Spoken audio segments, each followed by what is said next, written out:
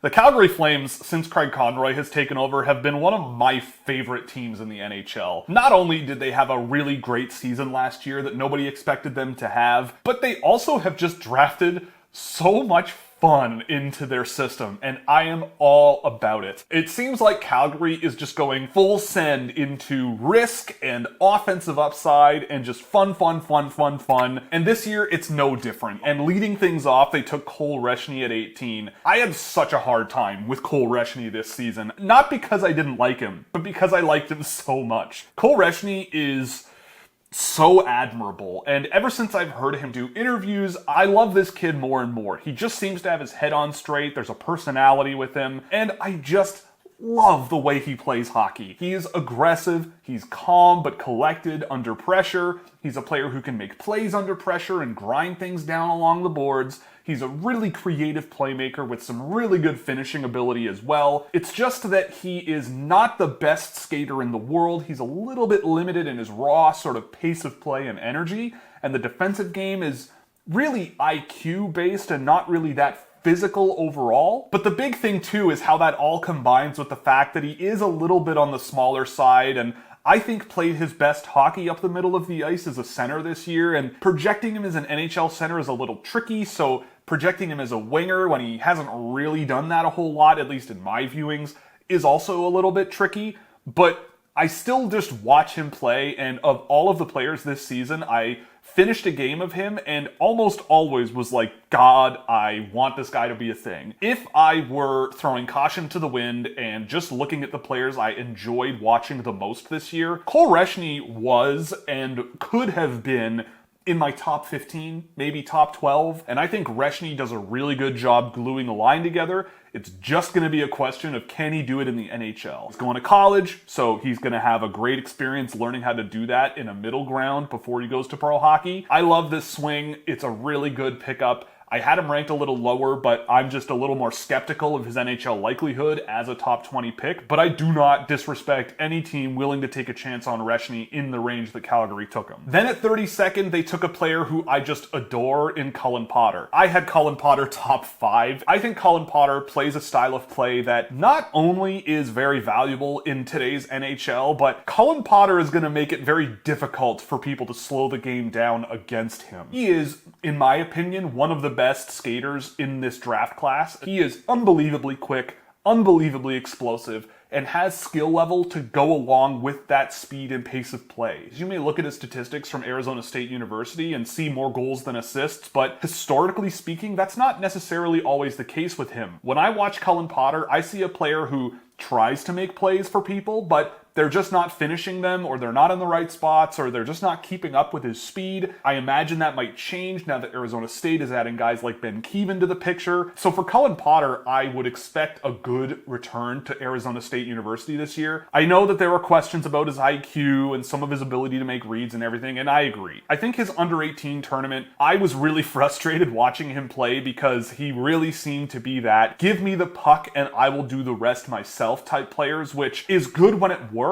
But when you skate into a 1-on-2 or a 1-on-3 at the offensive blue line, and you've got a winger standing by himself at the far side along the boards, and you don't even think to pass the puck to them for an easy entry, and you try to do the hero thing, and it fails, it drives me crazy. And Potter can do that kind of thing from time to time. I watched a lot of him with Arizona State University this year. I thought he looked great. And my whole thought experiment is take a Logan Cooley, put him at the University of Minnesota as a 17-year-old. How does he do? Because he was with the NTDP in his draft year. Colin Potter could have been too. He chose not to. He challenged himself, and I think he looked great playing for that team. And he was playing center all year. Really good, I thought, in those situations. Defensively, there might need to be some work, but I was really surprised with how low people were on Colin Potter. And I just can't help but think that if a couple of passes went better his way, a couple more shots went in, and he just had a few more points, people would be higher on him. Because in terms of driving Arizona State's offense, 50% of their shot attempts came off of his stick, or he was setting someone else up for a shot attempt. That number at the NCAA level blows James Hagens out of the water. To really intriguing first-round picks that I think could be really good pickups. Moving into the second round, they drafted just another banger draft pick in Theo Stoxelius. Stoxelius is a player that I had ranked just outside the first round, and I love this kid to death. Theo Stoxelius is a cancer survivor. You can see how there's an argument here that his developmental trajectory will just do that. And I felt that at the beginning of the year, he was playing center a little bit more, and he just didn't look comfortable there. He was slower than a lot of guys, he was a little bit behind on defensive play, and he just didn't strike me as the right fit for that position. And Djurgården must have felt the same, because when they moved him to the wing,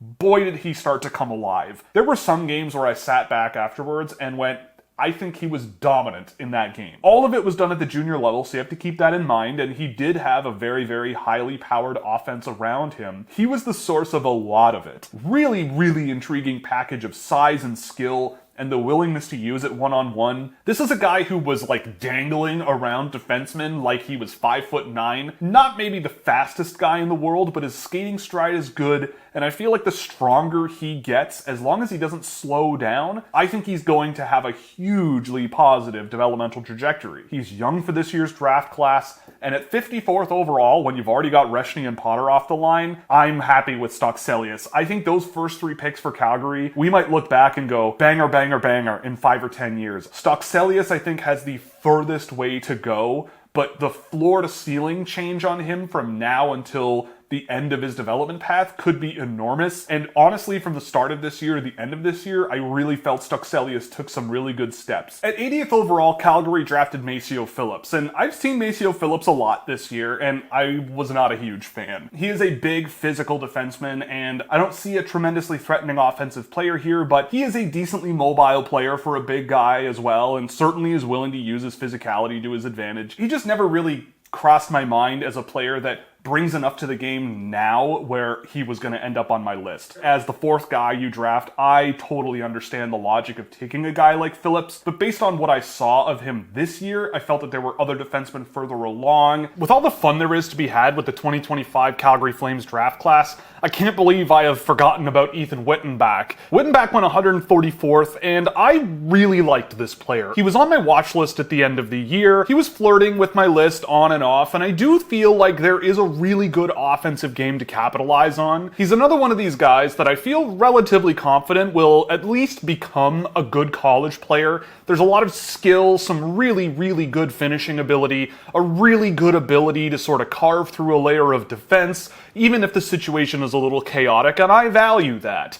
There are a lot of players like this who were drafted in this year's NHL draft, but Whittenbach is one that's always kind of stuck out a little bit for me, and that's why he ended up on my list. I do wonder about the pace of his game. The skating ability isn't necessarily high-end enough where I can really project him into a top 6 or top 9 NHL role. As a complementary offensive piece, there's a lot to really sink your teeth into, and when you look at the production data from him this year, it's all really, really, really, really good. It might just be another fun factor add for the Calgary Flames stable moving forward. At 176th overall, they drafted Aiden Lane off of the Brampton Steelheads. Now, Lane is a player who was quite productive in his limited time in the OHL this year, and that's really the predominant place that I saw him play, and I just don't really buy it with Lane, honestly. I think he's an interesting player. He's got some smarts offensively, times his shots well, times his moves well, times his passes well, and just keeps it simple and effective, but he does so at the OHL level, which I don't know if it really projects that well to the NHL as he is right now, but you gotta long trajectory with a guy like him, so we'll see where it goes, but I wasn't huge on Aiden Lane. At 208th, with one of the last picks in the draft, they drafted Jacob Leander, and Leander is a player who I watched since the draft because I'd never heard of him before. I did not see much. Big,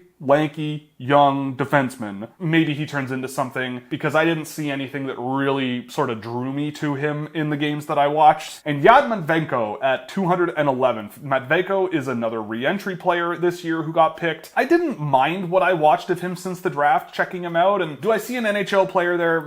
I don't think so, but he's got some good up and down the ice energy. He's got a little bit that he brings to the game with the puck on his stick and a little bit of physical energy too, but he hasn't really blown my mind out of the NHL as a re-entry as a few other players have in past years. Overall, I'm going to give the Calgary Flames a 1F. I think there is a very, very wide potential range of outcomes for almost all of these players that Calgary took. Cole Rashny, I'm not going to say there's certainty he's an NHL player, but I want him to be one so bad because I just love how he plays, and I think the way he plays deserves recognition and reward. Colin Potter, unbelievably talented player. The sky is the limit for Colin Potter, I think. And if he just becomes a player who can play within a system, push and pull the pace of the game a little bit better than he already does, work off of some line mates once those line mates maybe get a little bit better, I really do think that Colin Potter could be one of the steals of this draft, especially for 32nd overall. Stoxelius, amazing bet. I don't think there's NHL certainty with Stoxelius, but if he hits, he's going to be great. A really impressive player with great skill, great confidence, and just came a long way this year and has been through a lot in his life, and I can only see positive things for him in the future. Phillips and Lane, I wasn't a huge fan of these guys. Linder and Matveyko, Calgary seems to like them. I didn't see much there. At the end of the day, they swung big, they swung hard, they took a few really intriguing bets, and I could see this very easily being yet another draft of Calgary just building a ridiculously good foundation just by swinging on potential upside and value and just pace of play and skill. I'm all for it, and Craig Conroy, big thumbs up again this year, even if there is a little bit more risk in this draft class than last year's. And with that, we're going to call it. If you liked the video, definitely like and subscribe. If you really liked it, definitely consider a subscription over at Scouching.ca, where you can get access to all kinds of fun data tools and our Discord server and plenty of other fun stuff that you're just not going to find anywhere else on the internet. So check that out at Scouching.ca. Thank you for watching, and we'll see you in the next one.